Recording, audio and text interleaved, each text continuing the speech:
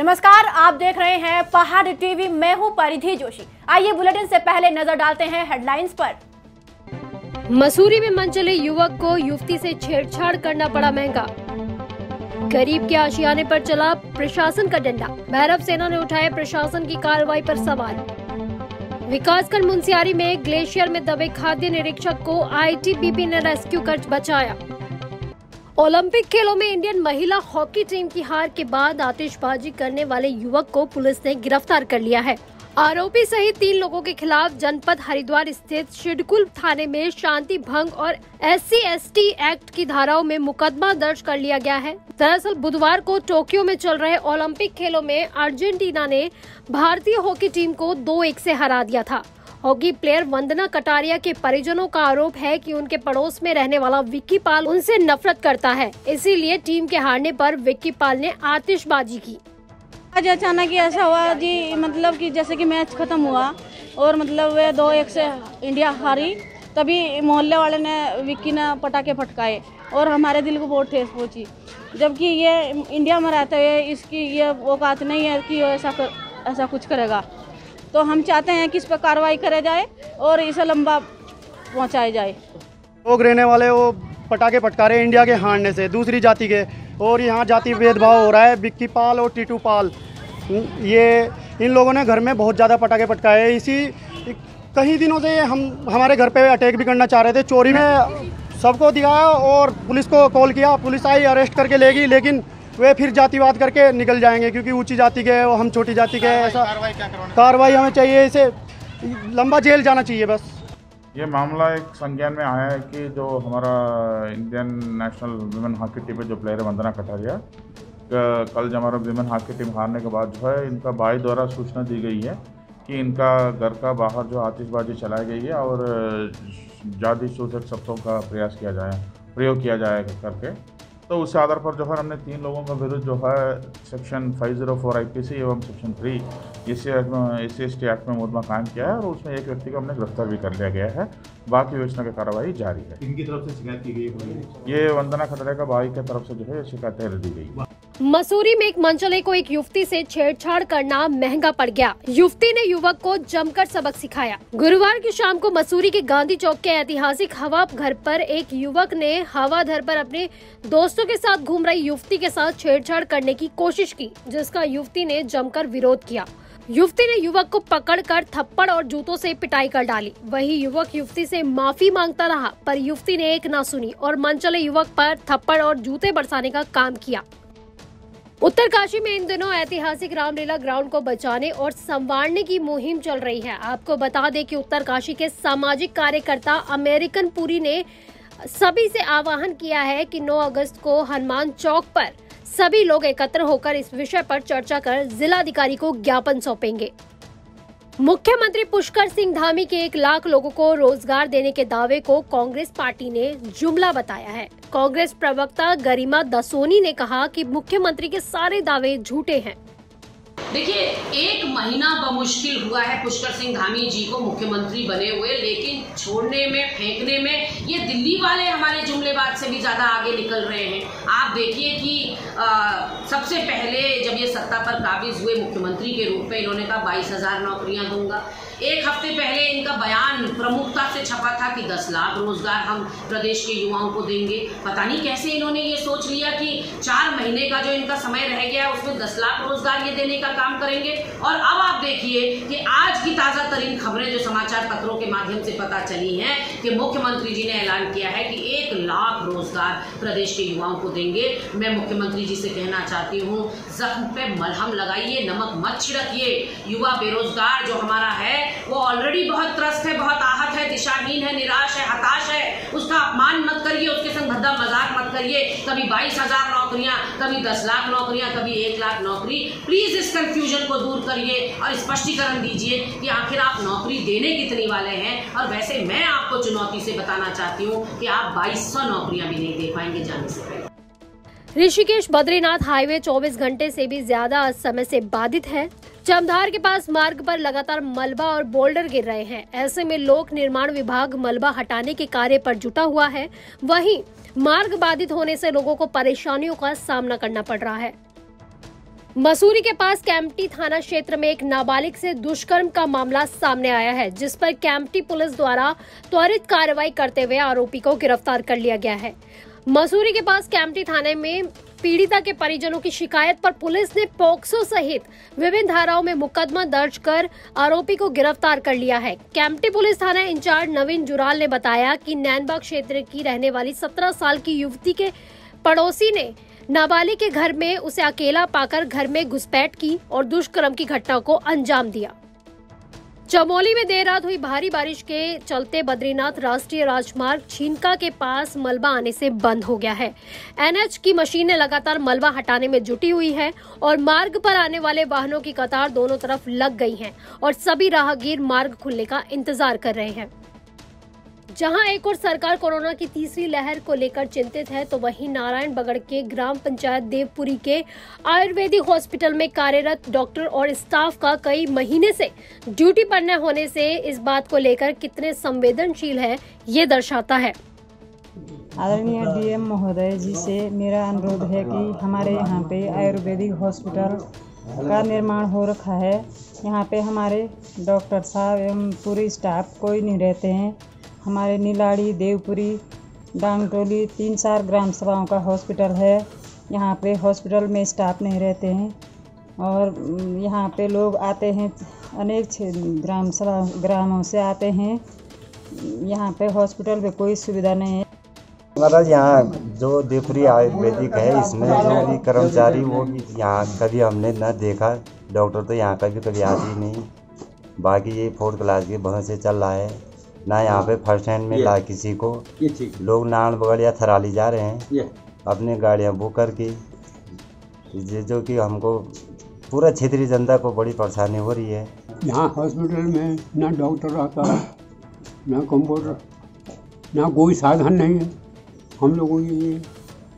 और नारायण बगड़ थराली जाते हैं, और नारायण बगड़ थराली जाते हैं और यहाँ कोई साधन नहीं है हॉस्पिटल।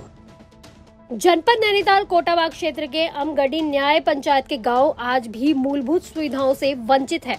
स्थानीय लोगों का कहना है कि यहां सड़क की स्थिति दयनीय बनी हुई है, जिससे हर समय दुर्घटना की संभावना बनी रहती है। लोगों को स्वास्थ्य सुविधाओं के लिए भी कई दिक्कतों का सामना करना पड़ रहा है। स्थानीय ग्रामीणों का कहना है कि शासन और प्रशासन इस ओर कोई भी ध्यान नहीं दे रहा है। डोईवाला तहसील की ग्राम पंचायत माजरी ग्रांट की शेरगढ़ शिव कॉलोनी में तहसील प्रशासन की अतिक्रमण के खिलाफ कार्रवाई सवालों के घेरे में आ गई है।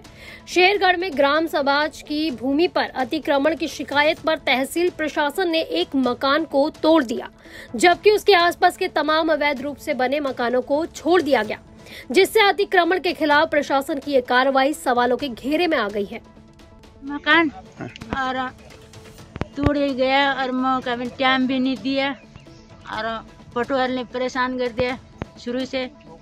अरे क्या करे, गरीब आदमी है, जैसे तैसे करके पैसा कमा के बनाया था, लेकिन उन्होंने बर्बाद कर दिया। कितना साल हो गया इधर? ये रहते हमको, मेरा लड़का 1 साल का था तब से रहता। मेरे बच्चे दोनों यही पैदाइश से पढ़े लिखे, स्कूल से कॉलेज से यही पढ़े, इनमें शादी भी हो गई। लड़की का बच्चे है, लड़का है जवान, शादी करना लायक है। और क्या करे, घर बार तो है नहीं। और जो ये अगल बगल और मकाने ये सब भी ऐसी है? सब ऐसी है मकान नीचे तक। और किसी का नहीं तोड़ा? सिर्फ आपका तोड़ा? मेरा तोड़ा। मैंने हाथ जोड़ा, पटवारी को बहुत मनाया, नहीं माना। तहसीलदार को कहा, मनाया, नहीं माना। उन्होंने नहीं दिन कह रहे भाग ले यहाँ से, भाग ले यहाँ से। शासन प्रशासन कि यदि तोड़ना ही था तो यहाँ पे अगल बगल और भी मकान है, उनको भी तोड़ा जाता। अतिक्रमण का मतलब ये है कि अतिक्रमण एक सिर्फ यहाँ पे नहीं है, संपूर्ण उत्तराखंड में है, बहुत जगहों पे है, इसी गांव में और जगह पे भी है, शायद नदी के किनारे भी है, वहाँ भी तोड़ा जाए। शासन प्रशासन से यही विनती है। इनके साथ जो हुआ है, या तो इनका जो इसमें खर्चा लगा है, जो भी इनका इसमें पैसा लगा है, रो रही है बेचारी महिला, क्योंकि उनकी खून पसीने की कमाई है। मजदूर लोग 30 साल से 35 साल से यहाँ पे रह रहे हैं, यहाँ पे आए, फिर किन्हीं लोगों ने उनको मतलब सब कुछ दिया है। इनके बच्चे का जन्म प्रमाण पत्र यहाँ का है, परिवार रजिस्टर इनके पास है, राशन कार्ड है इनके पास, सब कुछ जब यहाँ का दे रखा है। सरकार को ये भी करना चाहिए, जितने और भी हैं या तो सबको एक साथ तोड़ दे, उनको तोड़ा जाता। लेकिन इन्होंने क्या किया, तथाकथित सिर्फ किसी के कहने पर, सिर्फ एक मकान तोड़ा है। दुख इस बात का हो रहा है। क्या चाहते हैं कि क्या होना चाहिए? इस पे यही होना चाहिए। मैं तो यही कहूंगा शासन प्रशासन से मेरी यही विनती है सिर्फ और सिर्फ कि इस परिवार के साथ भी खड़े हों, और यदि ऐसा नहीं होता है तो जितने भी और बने हुए हैं तो भैया उनको भी तोड़िए। विकासखंड पोखरी के तहसील में ग्रामीणों की 7 सूत्रीय मांगों को लेकर धरना प्रदर्शन कल से शुरू हो रहा है। आपको बताते चले कि बीते 27 मई को अतिक्रमण तोड़ने को लेकर पुलिस प्रशासन और ग्रामीणों के बीच में गहरा विवाद हुआ था, जिसके बाद प्रशासन ने कई ग्रामीणों के खिलाफ मुकदमा दर्ज करवा दिया था, जबकि ग्रामीणों का कहना है कि पूरा पोखरी अतिक्रमण पर बसा हुआ है। आखिर क्यों सिर्फ गरीबों की झोपड़ी को तोड़ा जा रहा है, और पुलिस द्वारा हम पर जो भी झूठे मुकदमे दर्ज हुए हैं उनको तुरंत वापस लिया जाए। जब तक मांगे पूरी नहीं होंगी तब तक आंदोलन जारी रहेगा। साहब जब पूरा अतिक्रमण में 300 कुछ अतिक्रमण में मकान बनी यो पोखरी यो गरीब अनुसूचित जाति हमारे बनी यो हमारी मकान किले तोड़ी सब लोग को टूटे तो यो छोड़ सबको टूटे। हम गरीब लोग को मकान के लिए टूटी। हम चाहना सरकार से कि बस हम तो ऐसे जगह चो और हमारे तय बर्बादी हुई हम तो तय बर्बादी चाहिए। हमारे अभी भी तथ्या मटेरियल पूरा तो पड़ी छो दियोखंड वाल बात नहीं सरी मकान ऐथरा भी टूटिन ऐथरा भी पर घूम लगी और सिर्फ भी टूट जाए। तक हम तो सरकार मांग नहीं दी। जब तक सरकार हम तो मांग नहीं दी कि तुम अपने बसकत कर और अपने तबार तक हम धरना प्रदर्शन हमारे इस कारण रखा गया है। बीते कुछ दिनों पहले 27 मई को जो घटना घटित हुई थी अतिक्रमणकारी के द्वारा, ये शासन प्रशासन के द्वारा पुलिस प्रशासन के द्वारा वहाँ पे हमारा अतिक्रमण हटाया गया। हम जाति विशेष को ही निशाना बनाया गया है और हमारा अतिक्रमण वहाँ से हटाया गया है। पक्की मकानों को भी तोड़ा गया है पुलिस प्रशासन के द्वारा। हमें पूरा पोखरी अतिक्रमण में बसा हुआ है और हमारी मांग यही है कि अगर अतिक्रमण हटाया जाए तो पूरा पोखरी का हटाया जाए, नहीं तो प्रशासन से हमारी मांग है कि हमें भी वहीं बसागत मिलनी चाहिए। चमोली जिले की कर्णप्रयाग जाख मोटर मार्ग पर भारी मलबा आने से मोटर मार्ग बंद हो गया है। आपको बता दें कि आजकल पहाड़ों में भारी बरसात के चलते लगातार चट्टानें खिसक रही हैं। चंपावत जिले में 12 सूत्रीय मांगों को लेकर आशा कार्यकर्ताओं का प्रदर्शन तेज होता जा रहा है। बेमियादी कार्य बहिष्कार के चौथे दिन बृहस्पतिवार को चंपावत, लोहा घाट, पाटी और बाराकोट में जोरदार प्रदर्शन किया गया। जनपद नैनीताल में मुख्य विकास अधिकारी डॉक्टर संदीप तिवारी ने जनता दरबार में फरियादियों की समस्याओं को सुना और मौके पर निस्तारण किए जाने के निर्देश अधिकारियों को दिए। यहां जनता द्वारा प्रमुख समस्याओं में सड़क, पानी, शिक्षा, बीमारी इलाज, प्रमाण पत्र, मुआवजा, फीस माफी, शौचालय, शस्त्र लाइसेंस, टावर, रोजगार आदि से संबंधित 39 समस्याएं और शिकायतें दर्ज कराई गई हैं। 2022 में होने वाले उत्तराखंड विधानसभा चुनाव से ठीक पहले कांग्रेस से नाराज होकर 2016 में बीजेपी में गए कांग्रेस के नेताओं की वापसी पर उत्तराखंड प्रभारी देवेंद्र यादव ने कहा कि इस बार का चुनाव पार्टी के हितों को देखकर ही लड़ा जाएगा। पार्टी के दरवाजे हमेशा खुले हैं, लेकिन किसको आना है और किसको लेना है वो समय के साथ सोचना पड़ता है। जिससे आने से पार्टी में फ़ायदा हो, उसका आने का तो फ़ायदा मिलता है और लोगों में उसकी छवि अच्छी है। कई फैक्टर्स मायने रखते हैं। जब भी आप किसी को अपने घर में इनवाइट करते हैं तो ये देखते हैं कि किस प्रकार का व्यक्ति है। उसके आने से कोई हम गलत मैसेज तो नहीं दे पा रहे, कोई भ्रष्टाचार के उसके ऊपर आरोप तो नहीं है, या किस तरीके के किस नियत के साथ हुआ है। वो समय आने पर जब कुछ लोगों का इंटरेस्ट होगा तो एक एक करके उसके बारे में फैसला लिया जाएगा। जनपद नैनीताल के विकास खंड भीमताल सभागार में अर्थ और संख्या निर्देशालय देहरादून से निर्वाचन आयोग के प्रतिनिधि गोपाल गुप्ता और संदीप पांडे ने निर्वाचन आयोग द्वारा मतदाता पंजीकरण, ईवीएम से चुनाव, पोलिंग स्थल की स्थिति, निर्वाचन जागरूकता सहित विभिन्न बिंदुओं पर मतदाताओं के विचार जाने। उत्तरकाशी में राष्ट्रीय तंबाकू नियंत्रण कार्यक्रम की समीक्षा करते हुए उत्तरकाशी जिलाधिकारी ने ग्रामीण स्तर पर तंबाकू से स्वास्थ्य पर पड़ने वाले दुष्प्रभाव के बारे में जागरूक करने के निर्देश स्वास्थ्य विभाग को दिए। उत्तरकाशी जिलाधिकारी मयूर दीक्षित के निर्देशों के क्रम में मुख्य विकास अधिकारी गौरव कुमार की अध्यक्षता पर्यटन विभाग की विभिन्न स्वरोजगार योजनाओं के अंतर्गत लाभार्थियों के साक्षात्कार हुए। वीर चंद्र सिंह गढ़वाली पर्यटन स्वरोजगार योजना, दीनदयाल उपाध्याय गृह आवास योजना के साथ ही ट्रैक्शन सेंटर योजना के लाभार्थियों का चयन किया गया। रामनगर में गुरुवार को पंपापुरी स्थित भूमिया मंदिर में 0 माह से 18 वर्ष तक के बच्चों के लिए एक स्वास्थ्य शिविर का आयोजन किया गया। शिविर में आंगनबाड़ी के सभी छोटे बच्चों और 18 साल के बच्चों का RBSK से आए doctor RCS Rana medical officer और फार्मासिस्ट कुमारी शालिनी द्वारा बच्चों की जांच की गई।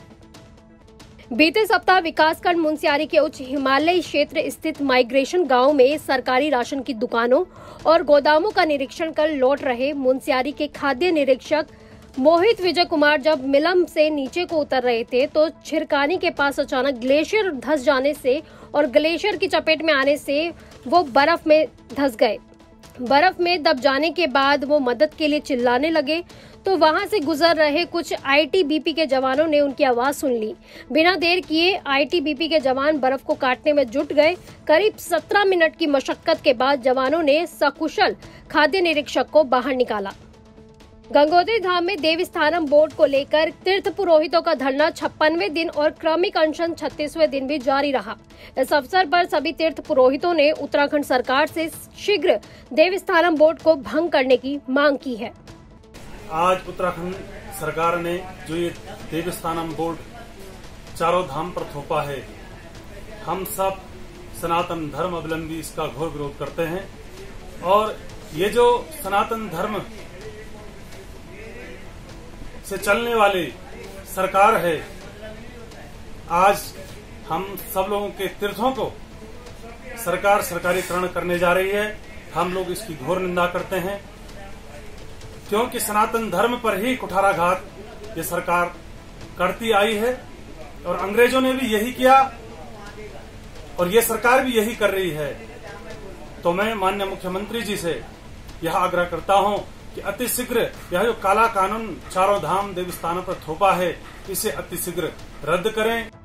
उत्तराखंड के अनुसूचित जाति आयोग के उपाध्यक्ष राज्य मंत्री PC गोरखा ने बेतालघाट विकासखंड के ग्राम पंचायत अमेल के तोक खैराली के ग्रामीणों से मुलाकात की और उसके बाद अमेल खैराली के मध्य निर्माणाधीन पुल के कार्य का निरीक्षण भी किया और विभागीय अधिकारियों को कार्य में तेजी लाने के निर्देश दिए। उत्तराखंड की बड़ी खबरों में फिलहाल इतना ही। बाकी अपडेट के लिए हमारे साथ बने रहिए और देखते रहिए पहाड़ टीवी। ये है मेरा उत्तराखंड।